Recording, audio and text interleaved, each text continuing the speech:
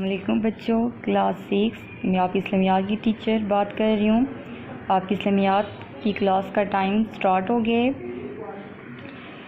آج سے آپ کی تیسری ششمائی کا آغاز ہے۔ سبق کی طرف جانے سے پہلے میں آپ کو ایک بار پھر کتاب کا تعارف کروا دوں۔ جو بچے کسی بھی وجہ سے آن لائن کلاسز نہیں لے سکے ان کے لیے ایک بار پھر کتاب کا تعارف کر رہی ہوں۔ 6 کلاس یہ آپ کی اسلامیات کی کتاب ہے مطالعہ اسلام۔ اس میں ہمارے پاس ٹوٹل جو ہیں وہ 7 باب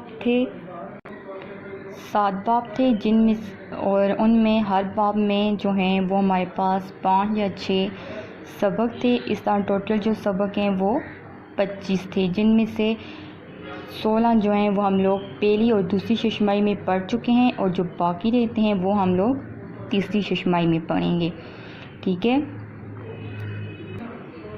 اچھا بچوں، اب ہم اپنی سبق کی طرف آتے ہیں۔ آج ہمارا جو باب ہے وہ باب صوم ہے، اسوہ حسنہ، ٹھیک ہے۔ اس میں جو سبق پہلے 3 سبق تھے وہ ہم لوگ پہلی اور دوسری ششمائی میں پڑھ چکے ہیں۔ آج ہمارے پاس سبق نمبر 4 ہے حدیث۔ آج ہم لوگ جو سبق پڑھیں گے اس کا نام کیا ہے؟ حدیث۔ اس سبق میں ہم لوگ حدیث کا معنی اور مفہوم، حدیث کی اقسام کتنی ہیں، حدیث کی ضرورت کیا ہے، اس کی اہمیت کیا ہے۔ کلاس 6 سب سے پہلی ہیڈنگ ہمارے پاس کیا ہے؟ حدیث کا معنی اور مفہوم، یعنی کہ حدیث کون سی زبان کا لفظ ہے؟ حدیث جو ہے وہ عربی زبان کا لفظ ہے، ٹھیک ہے، اور عربی میں اس کے جو معنی کیا ہیں وہ بات اور گفتگو کے ہیں، ٹھیک ہے، یعنی کہ آپس میں بات چیت کرنا، گفتگو کرنا، اس کو کیا کہتے ہیں؟ حدیث کہتے ہیں، لیکن عربی زبان میں۔ جبکہ دینی اصطلاح میں، یعنی کہ جو شریعت نے ہمیں حدیث کے معنی بتائے ہیں وہ کیا ہیں کہ جس بات کی نسبت جو ہے وہ حضرت محمد صلی اللہ علیہ وآلہ وسلم کی طرف کی جائے وہ کیا کہلاتی ہے؟ حدیث کہلاتی ہے، ٹھیک ہے بچوں۔ اب ہم اگلی ہیڈنگ کی طرف آتے ہیں، حدیث کی اقسام۔ حدیث کے جو ہیں وہ 3 اقسام ہیں۔ سب سے پہلی قولی حدیث، نمبر 2 فعلی حدیث، اور نمبر 3 تقریری حدیث۔ قولی حدیث بچوں آپ کو نام سے ہی ظاہر ہے، قول کسے کہتے ہیں؟ بات کو، ٹھیک ہے۔ نبی اکرم صلی اللہ علیہ وآلہ وسلم کے ارشادات اور اقوال کو جو ہے وہ قولی حدیث کہا جاتا ہے، یعنی کہ جو بات حضرت محمد صلی اللہ علیہ وآلہ وسلم نے کہی ہے، جو انہوں نے ارشاد فرمائی ہے، وہ کیا ہے؟ قولی حدیث۔ جیسا کہ آپ کے پاس یہ سب سے پہلی حدیث کی دی گئی ہے، انما الاعمال بالنیات، ترجمہ اعمال کا دار و مدار نیتوں پر ہے، ٹھیک ہے۔ اس کے بعد اگلی ہیڈنگ ہمارے پاس کیا ہے؟ فعلی حدیث۔ فعلی، اب نام سے ظاہر ہے، فعل کسے کہتے ہیں؟ کام کو۔ تو فعلی حدیث سے کیا مراد ہے؟ جس میں حضرت محمد صلی اللہ علیہ وآلہ وسلم کے افعال اور اعمال شامل ہوں، ان کو کون سی حدیث کہتے ہیں؟ فعلی حدیث۔ قولی حدیث آپ نے پڑھا نا، جس میں حضرت محمد صلی اللہ علیہ وآلہ وسلم کے ارشادات ہوں، اقوال ہوں، ان کو قولی حدیث کہتے ہیں۔ اور فعلی حدیث جس میں حضرت محمد صلی اللہ علیہ وآلہ وسلم کے افعال اور اعمال، یعنی کہ ان کے کام ہوں جو انہیں کر کے دکھائے ہوں، ان کو فعلی حدیث کہتے ہیں۔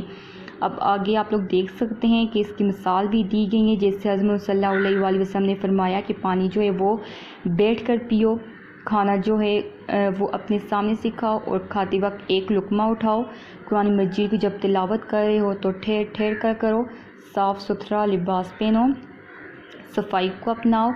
اور حضرت صلی اللہ علیہ وآلہ وسلم جب بات کرتے تھے تو وہ بھی ٹھہر ٹھہر کر بات کرتے تھے، ٹھیک ہے۔ یعنی کہ یہ سارے کام حضرت محمد صلی اللہ علیہ وآلہ وسلم نے خود کیے، اور اس کا حکم جو ہے وہ ہمیں بھی دیا۔ اچھا، اگلی ہیڈنگ ہمارے پاس کیا ہے؟ تقریری حدیث۔ تقریری حدیث کون سی حدیث ہوتی ہے؟ وہ حدیث ہے جو تو نہ حضرت محمد صلی اللہ علیہ وآلہ وسلم کی کوئی بات ہو، نہ تو انہوں نے کوئی بات کہی ہو، اور نہ ہی ان کا کوئی عمل ہو، کوئی کام ہو، بلکہ وہ صحابہ کرام کا قول اور عمل ہو جسے دیکھ کر یا جسے سن کر حضرت محمد صلی اللہ علیہ وآلہ وسلم نے خاموشی اختیار کر لی ہو اس کو تقریری حدیث کہتے ہیں. ٹھیک ہے, سمجھ آ گئی بچوں آپ کو حدیث کی اقسام کی. اب اگلی ہیڈنگ ہمارے پاس کیا ہے, حدیث کی ضرورت اور اہمیت. یعنی کہ بچوں آپ کو پتہ ہے نا کہ ہمارے پاس قرآن مجید موجود ہے. قرآن مجید جو ہے وہ مکمل ضابطہ حیات ہے, کیونکہ اس میں زندگی گزارنے کے تمام طور طریقے جو ہیں وہ پائے جاتے ہیں. تو قرآن مجید کی ہوتے ہمیں کسی اور چیز کی ضرورت نہیں ہے, لیکن پھر بھی ہم لوگ حدیث کی طرف جاتے ہیں. ہمیں حدیث کی ضرورت جو ہے وہ محسوس ہوتی ہے. کیوں ہوتی ہے؟ کیونکہ قرآن مجید میں جو بعض ایسے حکم ہیں جن کا صرف حکم دیا گیا ہے, ان کی تفصیل اور ان کے کرنے کا طریقہ ہمیں قرآن مجید میں نہیں بتایا گیا. تو اس مقصد کے لیے ہمیں جو ہے وہ حدیث کی طرف جانا پڑتا ہے, ہمیں حدیث کی رہنمائی لینی پڑتی ہے. جیسے کہ قرآن مجید میں حکم ہے کہ نماز قائم کرو. اب ہمیں نہیں بتایا گیا کہ نماز ادا کرنے کا طریقہ کیا ہے, اس کی کتنی رکعتیں ہیں, اس کے وضو کا طریقہ ہمیں کچھ بھی نہیں بتایا گیا. صرف حکم دیا گیا کہ نماز قائم کرو. تو ان تمام کاموں کے لیے ہمیں کس کی طرف رجوع کرنی پڑتی ہے؟ حدیث کی طرف رجوع کرنی پڑتی ہے.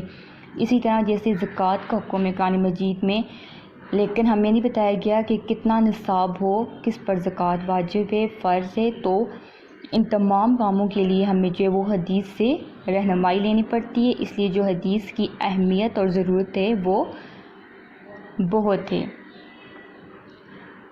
ٹھیک ہے نا. جیسے اب یہ قرآن مجید کی ایک آیت ہے, سورہ احزاب کی آیت نمبر 21 سے, لَقَدْ كَانَ لَكُمْ فِي رَسُولِ اللَّهِ أُسْوَةٌ حَسَنَةٌ.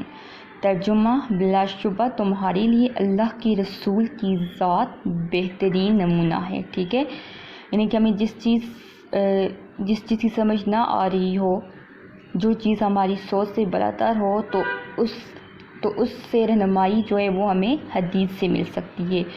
اس طرح اللہ تعالیٰ کا ارشاد ہے قرآن مجید میں, یا ایھا الذین آمنوا اطیعوا اللہ واطیعوا الرسول. اے ایمان والو, اللہ کی اطاعت کرو اور اس کے رسول کی اطاعت کرو. ٹھیک ہے, نہیں کہ اللہ تعالیٰ کا حکم مانو, اس کی پیروی کرو, اور پھر اس کے بعد اس کے رسول کا حکم مانو اور اس کے رسول کی پیروی کرو.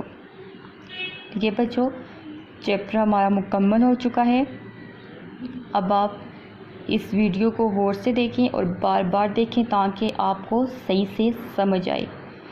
اور جو آج کا آپ کا ہوم ورک کیا ہے کہ پہلی جو 5 حدیثیں ہیں وہ آپ یاد کرو گے اور اپنی رف کاپی پہ لکھو گے. کل میں جو ہوں آپ سے اس چیپٹر کے بارے میں بھی پوچھوں گی, اور جو پہلی 5 حدیثیں ہیں اس کی اسیسمنٹ بھی لوں گی. ٹھیک ہے, اللہ حافظ بچوں.